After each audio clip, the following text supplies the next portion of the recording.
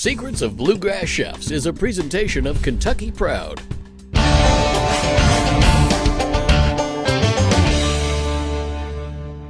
Welcome back to Secrets of Bluegrass Chefs. This time, it's farm to table with one of Kentucky's best chefs.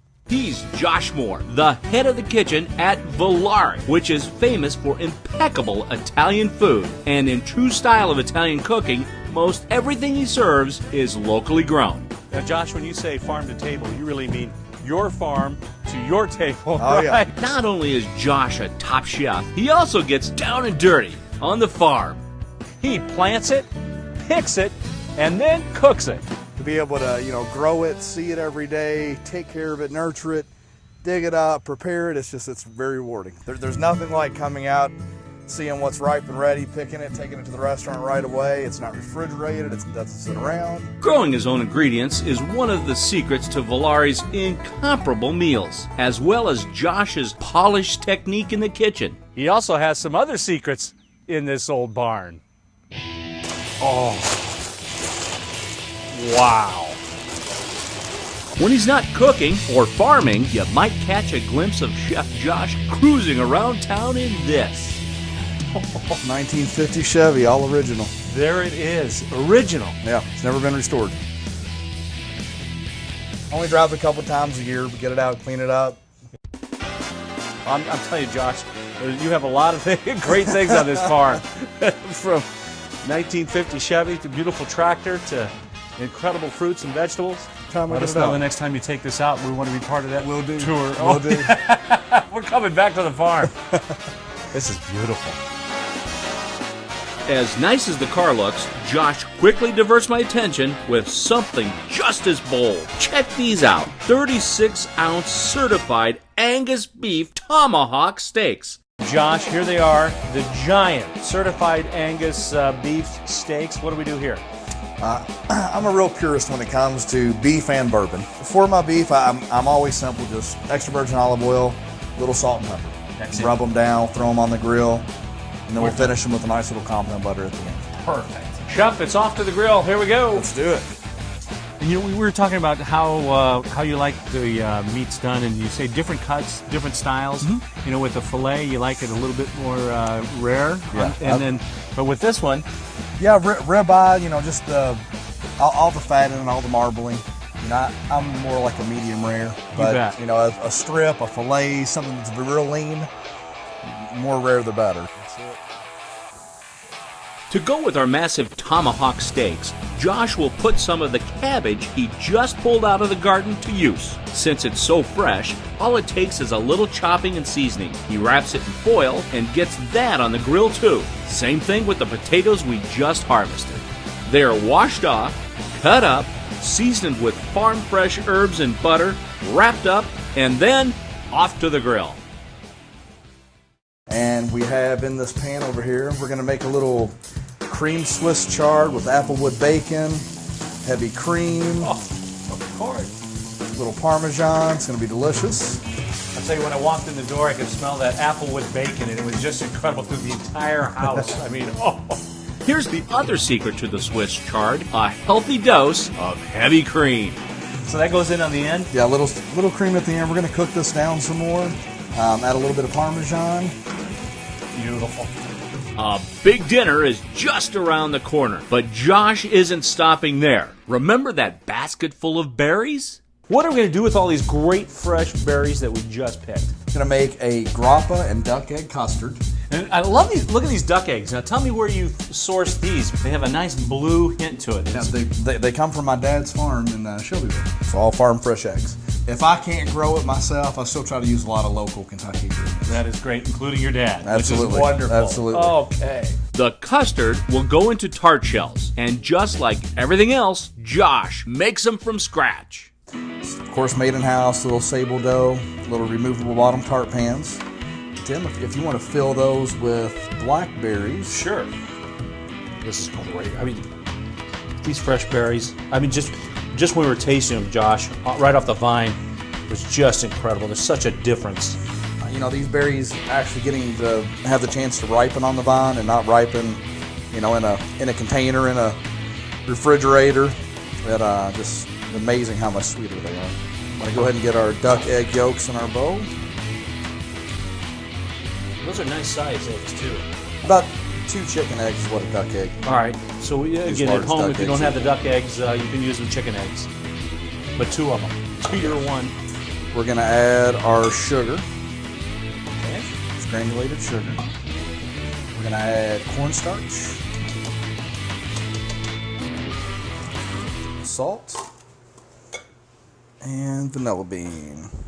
Huge difference between the vanilla extract and beans, although you can use the extract at home. Not when you're on the Moore farm. No corners are cut here. Nothing. We're going to add heavy cream to this. Of course, because it's a dessert. We got to add heavy cream. Here, I love this next ingredient that's coming in there. Grappa, one of my favorites. I love it. You know what they used to say? What's I love that? my mama, love my papa, but most of all, I love my grappa. I like it. Anyway, so the custard is all mixed up, the grappa's in there, and we go into the little tart pans. And as these bake, those blackberries are going to kind of break open a little bit. Nice. Just makes a great dessert. Beautiful. We're going to place these in a preheated 325-degree oven. Okay. Cook them till the custard's set, about 20 minutes. And just a nice little golden brown color on top. We'll pull them out, let them sit for a little while, unmold them, and enjoy. Perfect. As the tarts bake, dinner is served.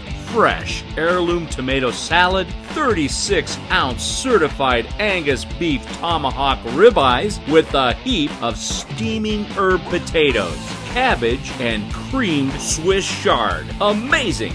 Right from the farm to the table. And next, it's off to the bar. What a showcase. I love your bar. This is just a beautiful place here at Moore Farm. Believe it or not, while he wasn't chefing or farming, Josh somehow came up with the time to build this bar onto his farmhouse from the ground up, all the way from the stained concrete floor to the ceiling, which is a mosaic of wine boxes Josh has collected over the years. There's a full-size pool table, all kinds of antiques, and even an old cash register behind the bar. And what else? A 6-foot-long boa constrictor. It's safe to say Josh has it all. This is beautiful too. The grappa custard tart's all set. The crust is nice and flaky. Garnish it with some berries that we picked earlier, some fresh mint from the farm, and some whipped cream. And I'll tell you, those fresh berries, when I tasted them off the vine, I go, gosh, that's going to make a great cocktail. I know exactly what I want to do with this. Here's my cocktail with your fresh berries right from the farm. I'm going to muddle that up with just a little bit of Finlandia mango vodka, so I'm going to put that in there. And a couple of your fresh mint leaves. I'm using the mint and the berries just like you did with the dessert. I'll put that in there, give this a good muddling, and I don't have to crush them up too much because they are fresh, they are delicious. Release the oil from the mint, put a little bit of just fresh lemonade goes in, just like summertime, you know, you gotta have the lemonade in there.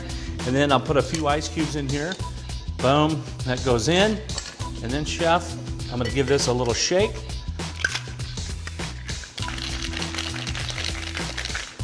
I'll give it a little bit more Finlandia vodka because I just muddled a little bit. So, boom, just about a couple ounces go in, just like that. Now we're going to shake again to get that all mixed up.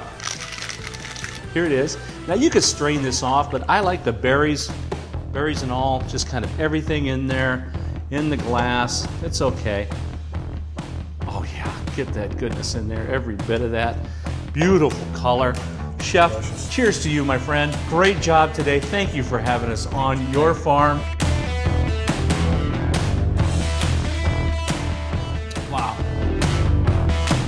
That'll do it for this edition of Secrets of Bluegrass Chefs. I'm Tim Laird, and we'll see you next time.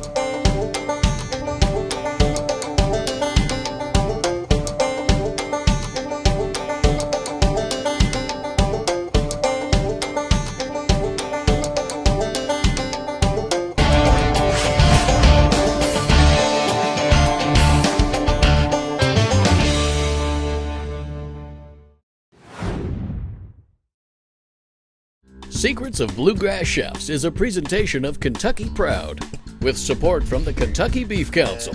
In Kentucky, beef is still what's for dinner. PNC Bank, for the achiever in you. Nicely done, Beef. You might be the only meat with a knife named after you. A protein like no other. Beef, it's what's for dinner.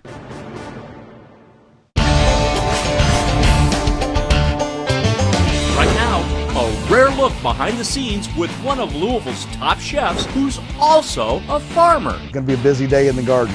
Volare chef Josh Moore is taking us home with him, giving us an up-close look at the secret to what makes Volare different than all the other restaurants in town. Fresh ingredients that are homegrown, harvested, and prepared, all by the same man. You've heard of farm to table, but this time the table is actually on the farm. Come with us to the home, the farm, and the kitchen of Volare chef Josh Moore.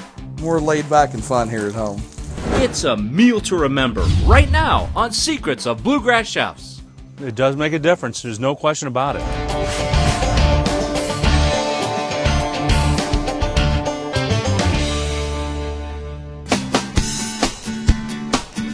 Tim Laird with you for another edition of Secrets of Bluegrass Chefs. This time we're on the farm. And it's not just any farm, it's actually a big secret behind the success of one of Louisville's finest restaurants, Volare. Most of what you eat at the restaurant comes from here, Taylorsville, Kentucky, home of and farm of Chef Josh Moore. Everybody tries to be farm to table, but my thing is it's my farm to my table. Chef Josh is the driving force behind Volare's success. He started in the business at the age of 14 at Vincenzo's. Now he's making his own mark on Italian fine dining. Volare's carpaccio is rated as best of Louisville. The pasta is made from scratch, and Josh's desserts are second to none, garnished with handcrafted sugar art. But there's more to this story than just the cooking. The fine dining experience at Volare actually begins long before the chef ever fires up that first saute pan. In fact, the work starts months before the ingredients are even grown. It is a dirty job. 35 miles away from Volare's dining room on Frankfort Avenue, this is where your meal really begins.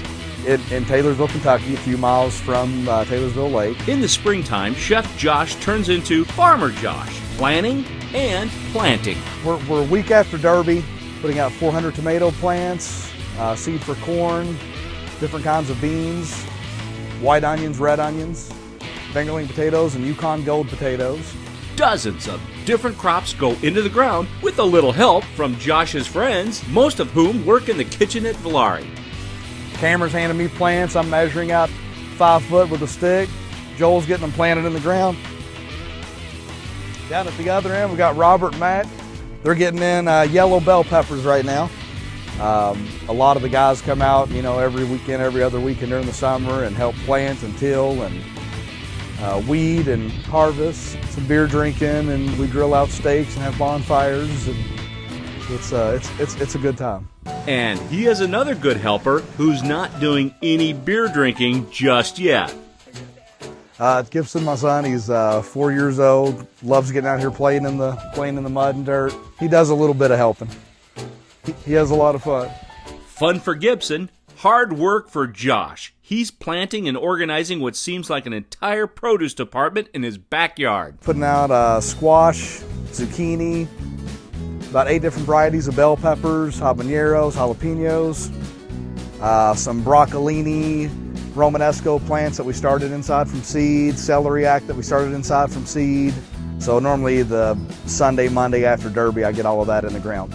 Also have about 50 fruit trees in an orchard, berries, blueberries, blackberries, raspberries, gold raspberries, black raspberries. We can see where the flower of the blueberry bush came out. And then from that flowers, each one of these is a little blueberry. This is a little green blueberry. So this actually grow into a mature blueberry fruit. The work is a little easier now that Josh's tractor is up and running. It's a 1950 Ford 8N. Actually, the restaurant took it this winter and had it restored a little bit. New tires and rims and engine rebuilt, so it's running much better. And that's not the only classic hiding out in this old barn. Oh, wow. We'll uncover that shiny little secret coming up. And how's this for extra help on the farm? It's literally buzzing with workers. Worker bees, that is. The bees are certainly getting the job done. 100 days later, wait until you see what's coming out of the garden. It's good in there. Next, we go from farm to table as Chef Josh Moore gets cooking. Potatoes, tomatoes, and a whole lot more. Oh, I can't wait to see this. It's a special edition of Secrets of Bluegrass Chefs on the Farm with Chef Josh Moore, and we'll be back right after this.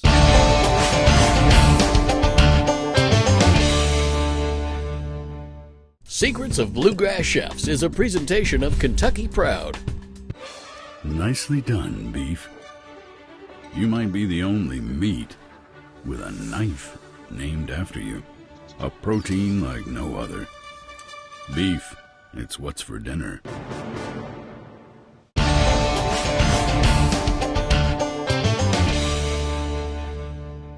Tim Laird back with you again with more Secrets of Bluegrass Chefs, the show that takes you inside the kitchens of your favorite local restaurants. But this time, it's a little different. Instead of the kitchen, we're taking you all the way back to the farm.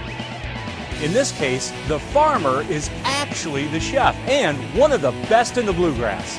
He's Josh Moore of Louisville's Volare on Frankfort Avenue, and he does more than cook with local ingredients. He actually grows them too. You work as a full-time chef there, you do many other great things for the community, and then you garden. And actually, this is more than a garden. This is a farm. Josh's farm is ripe with just about everything you could imagine eating. You know what, Josh? I'll tell you what, it's a little warmer out here, but it's a lot more fun than just shopping in a produce section of a store where I'm taking my little cart going up and down the aisle. This is the real thing. I mean, here it is. So we're actually going to harvest then. Is that right? Yeah. Let's harvest, let's do. And then we'll cook our harvest. First stop, the orchard, full of fresh fruit and berries. We have blueberry plants over here. A lot of ripe blueberries right now. It's a very, very tedious job. Oh yeah. We can pick some blueberries, do something with. You're right. It is kind of tedious, isn't it? Oh, Going yeah. digging down in there, getting the ones that are just We right. spend a lot of hours picking blueberries. Oh yeah. I mean, you can tell how beautiful that looks. It's a good thing I brought a basket here because we're going to fill this thing up. Wow, this must be the blackberry patch over here. I mean, these look absolutely fabulous. This year, this has been the best blackberry crop we've had yet over the years. I see a great dessert. There's just something about picking it right off the vine, tasting it. Oh, They're much incredible. better too if they ripen on the vine. You pick them right when they're ready instead of them getting picked early and sitting around. And it does make a difference. There's no question about it. night and day difference. Fantastic. Oh no. That's so good. Where do you want to head next to out of the farm here? Let's head out to the garden next. Very good. Months of hard work has paid off in the garden. Everything's coming up, from cucumbers to cabbage. It's a good looking head of cabbage.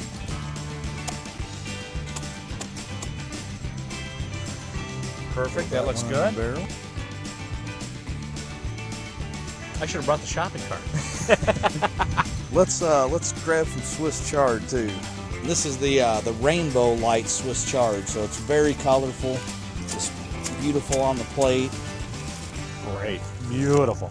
That is great. We can go throw these in the wheelbarrow All right. and pull some onions up. Something as simple as an onion, ones that you grow versus the ones that you buy, the flavor is just night and day difference.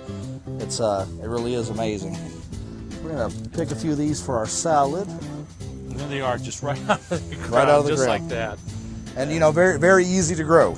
And you know where everything is. Usually at the home gardeners, they have those little sticks, yeah, sticks in little the ground sticks, that's, yeah. with a little picture of everything. You just know it, don't you? When you're out here every day, it'd be hard to forget where anything is. So Josh, we even have potatoes over here. What kind are these? Yes, this row is Yukon Golds. We have rose fingerlings over here behind us. We're gonna do Yukon Golds tonight for what we're preparing. Easy. Here they are. So they're just right out of the ground. And that's why they call it a root vegetable, right? So that's the little seed potato that I planted, and then all those little potatoes grow around it.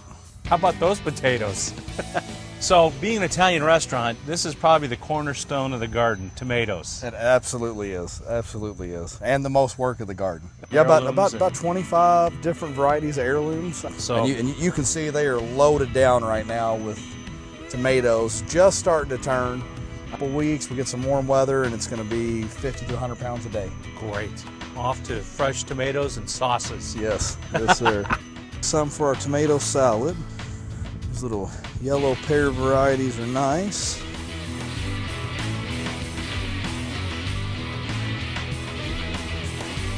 Yeah, Tim, we'll go ahead and pull a couple cucumbers. Beautiful.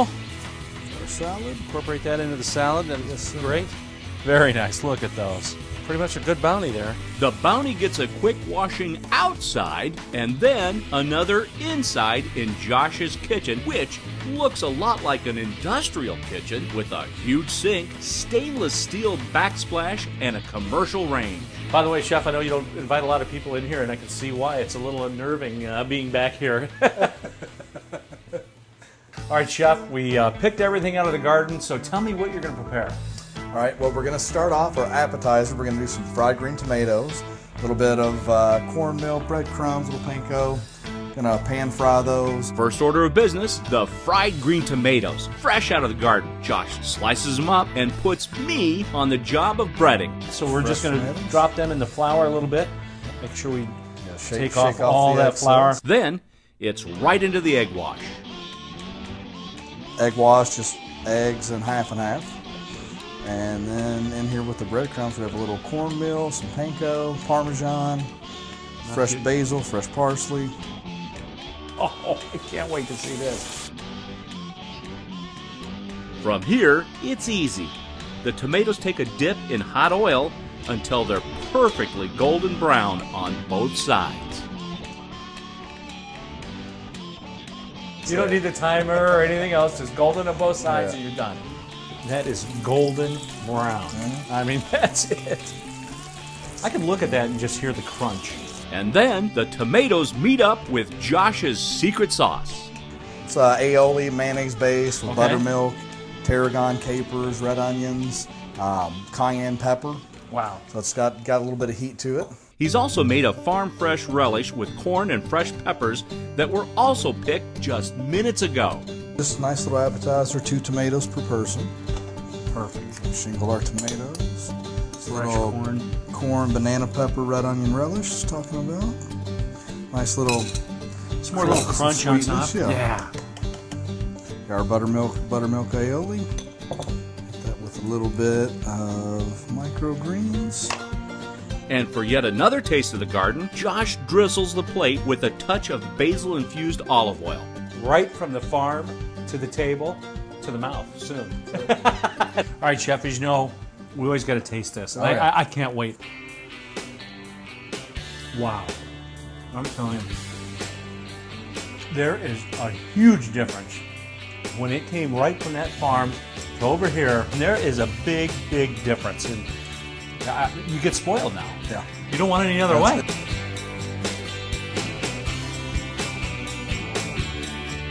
And not only did we get green tomatoes, but we got this wonderful collection of heirloom tomatoes, some grape tomatoes, some all these other wonderful tomatoes. What are you going to do with these guys? I have the tomatoes all diced up. Also have in the bottom of the bowl the onions and the cucumbers that we just harvested out of the garden. Have a red wine vinaigrette I make at the restaurant, Dijon mustard, fresh herbs, red wine vinegar, balsamic, extra virgin olive oil. Perfect. So we're going to pour that over top.